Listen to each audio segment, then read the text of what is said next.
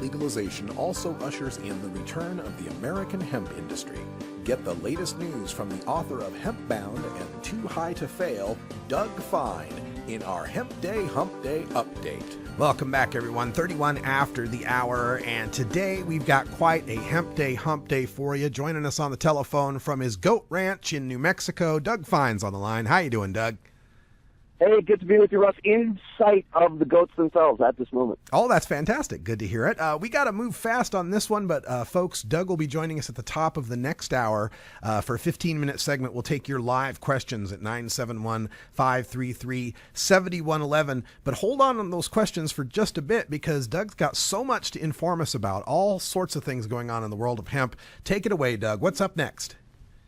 This is like I'm going to do my Russ Belville invitation here on the top of the hour news here, because there's a lot of hemp news, and I know we got to get it through in 10 minutes so you can show some real great stuff about hemp building workshop you're a part of, run by some friends of mine in the hemp world. So take it away. First of all, since we last spoke on Hempday Humpday 2 weeks ago, the full commercial legalization of industrial hemp has been reintroduced into the U.S. Congress, and not just reintroduced. Listen to who the co-sponsors are.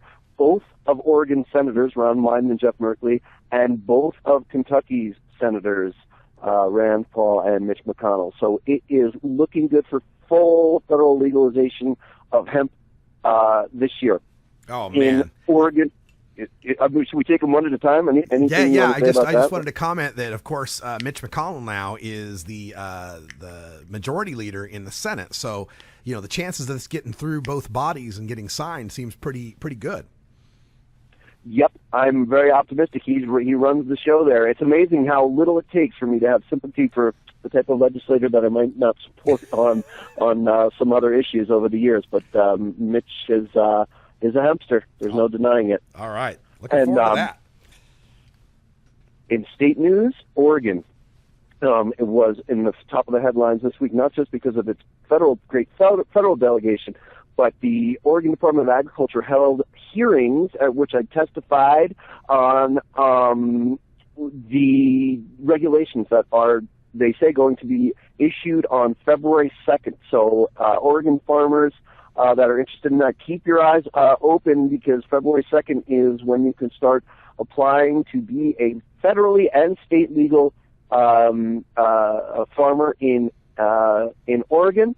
And I hope to be part of one of those applications. I hope to be a hemp farmer in Oregon this year. Yeah, and there's a bill at the Oregon legislature as well that would remove the requirement of getting state permission to grow hemp. You could just plant seeds. Any news on that one?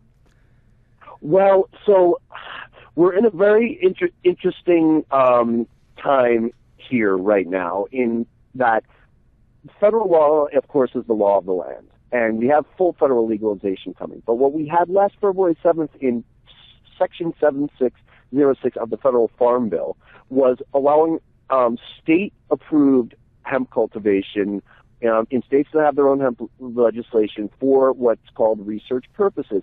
That can mean just about anything. Kentucky is allowing, for instance, sales and market research, and I believe Oregon and other states will as well. I know in my own New Mexico that that's the way that we hope that the state will interpret it should we pass our hemp legislation here. So if Oregonians want to be in sync with federal law, they do have to go through this little song and dance, hopefully just for one more year, getting DEA stamps that the Department of Agriculture will help them achieve once they're approved by the state program. So that's where it's at now. One fix that the Oregon legislature intends to make, I don't know if this is what you were referring to, Russ, is there's a mistake in Oregon's hemp legislation, an unintentional, let us hope, unintentional omission of the number one application that's a billion-dollar industry in Canada this year, and that is the industry coming from the nutritive seed oil and related byproducts from hemp. That's excluded under Oregon's law. So the fix that has to happen in the Oregon legislature this session is making sure that's allowed. And I testified to that degree, to that argument, and that is actually testimony with taped, is up on YouTube if folks look for it. But I think it will be. From speaking to the state legislature, they're working on it, and hopefully they will fix that glaring oversight. Absolutely. And, and also in Washington State, apparently they're moving forward on hemp. And people think, you legalized marijuana must have legal hemp. That's not the case, right? That's right. It was also just a mistake. They had plenty of support for their hemp legislation last year, but they were one of the states like Oregon that had very short sessions, and things just don't all get done. And the legislation didn't get done last year, and thank God it got done this year. My native state, of New York, governor has signed hemp legislation since we last spoke. That's big news. I never thought it would happen. I mean, this is a place where, for psychoactive cannabis, in some places there's still racial profiling. They're still tearing away people of any race from their kids for one joint. Draconian last century drug mentality in some ways, and yet moving forward, thank God, on hemp. So we're winning this battle everywhere. Yeah, and folks, when you hear about when Doug mentions these states and the federal farm bill that are allowing hemp for research purposes, Andrea Herman made a great point about that. I think, and Joy did as well, Joy Beckerman-Marr, when they said, this research purposes is really a big deal because people have this idea that hemp is just one thing and it grows everywhere and you don't have to water it and it doesn't need pesticides and it'll grow anytime, anywhere, for any place and for any purpose. And that's just simply not true. There's a lot of different cultivars of hemp, and we still need to study how it's going to grow in specific climates and specific soils. And we want to make sure that we've got that down well, because the worst thing that could happen is we legalize hemp, we plant a bunch of it, it doesn't do very well, and then all the naysayers can say, yeah, see, we told you it was all a bunch of smoke and mirrors. You guys were just, pulling our chain on hemp and it didn't work out. So is that how you feel on this idea of hemp research, that it's our chance to get it right? Well, I should say that that's very wise. You mentioned Andrea Herman. I know you're going to be showing some stuff from her building workshop, and she is one of the major sources in Hemp Bound, and now a good friend, and definitely I'm not going to question Andrea's knowledge on hemp. She's been working at it for 20 years just because she was angry about hemp being illegal, and so she and I are partners on a million different things. So I'm not going to contradict an Andrea Herman point. I'll only say that an argument that you do hear is that there's been tons of research in many, many climates, and we can trust American farmers. They built the world-leading hemp industry once. They'll build it up again. But I think it is true that research needs to be done, but that's about putting the cultivars in the ground. And so when it comes to Oregon, one of the things that I'm trying to do on behalf of farmers is really make the argument that there should be individual farmers who are approved for this program should get Oregon Department of Agriculture assistance in getting those federal stamps of approval to import seeds, not just a couple of cultivars, but any legitimate approved cultivar, the individual farmers should be able to import. So to give you one example, there's a very popular Canadian cultivar called Finola, and it's terrific. I know the guy who developed it. It's a fabulous fellow named Jace Calloway, and it's a great seed cultivar. There's some arguments being made in grown the right way. It could also be a good fiber cultivar, which, again, one of the major points in Hemp Bound is tri-cropping, growing for one crop per seed, fiber, and energy. But what if you're a farmer who has a specific, let's say, textile fiber application in mind, and you don't want to grow Finola, but you heard that there's this great cultivar out of France, out of Hungary, out of Italy, out of Ukraine. You should be able to order that cultivar you want to begin, as you say, that research. And I want to stress once again for farmers who are saying research, like what? Does it have to be just in the college? No, you have to be, according to federal law, you have to be associated with the institution of higher learning or a state ag department, which is what's happening here in Oregon. You can apply to the state ag department, and from there you are good to go. And that research includes sales and marketing research. In other words, you can sell your crop. That's research. And so to me, that's a big, broad, and good way of interpreting a research provision.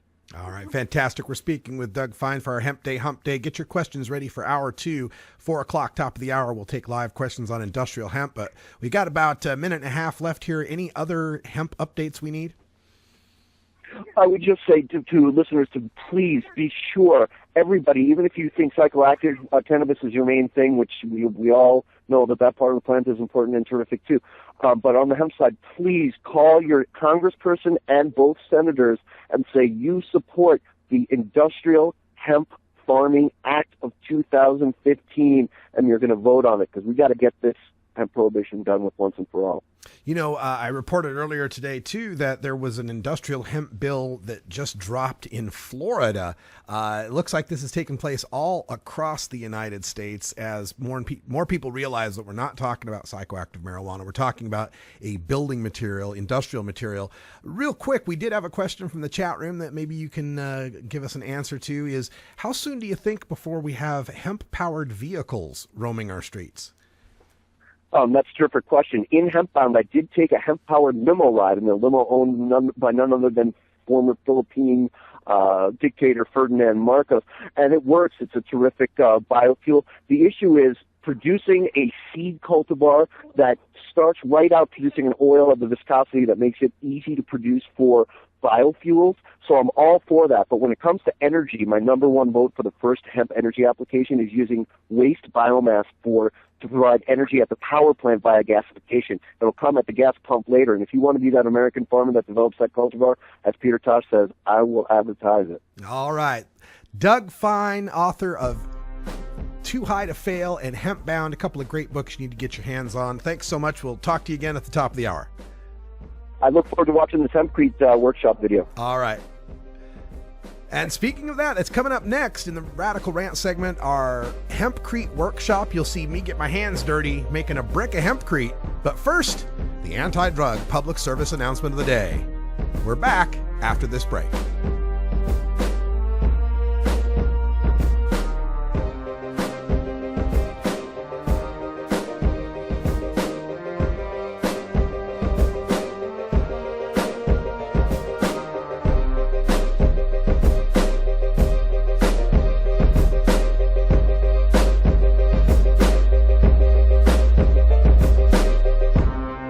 You're tuned into the Russ Belville Show, the voice of the marijuana nation.